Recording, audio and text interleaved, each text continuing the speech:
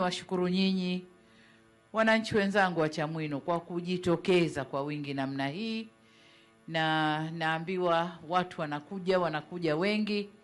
Niwaombe sana tujitokeze sana, tuje tuandikishe ili tupate haki ya kupiga kura, kutimiza wajibu wetu wa kikatiba. Huu ni mzunguko wa pili, waambieni kule ambao hawajaja. Mzunguko wa kwanza umepita, tuko kwenye mzunguko wa pili.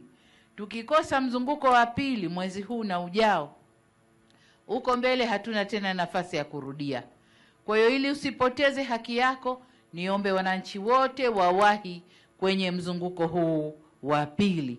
Huu ndio wito wangu, ili twende tujiandikishe, tupate haki ya kupiga kura, turudishe serikali inayoleta maendeleo kwa nchi, rudi madarakani, tuendelee na maisha yetu. Kuto kujitokeza kuandikisha ni kukataa mwenyewe haki yako ya kikatiba.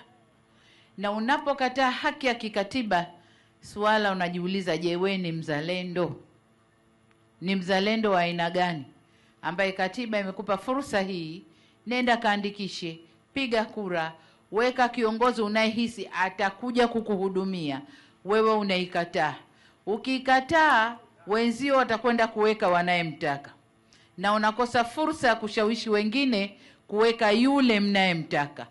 Kwa hiyo unakuwa wewe wa kubabaisha tu na wa kulalamika. Lakini swala kubwa hapa ni uzalendo. Jiulize mwenyewe rohoni kwako, uzalendo wangu uko wapi? Hii ni fursa kubwa, inatokea kila baada ya miaka mitano, haiji kila siku. Kwa hiyo ni vyema kila Mtanzania, na huo ndio wito wangu, kila Mtanzania ajitokeze, atumie fursa hii.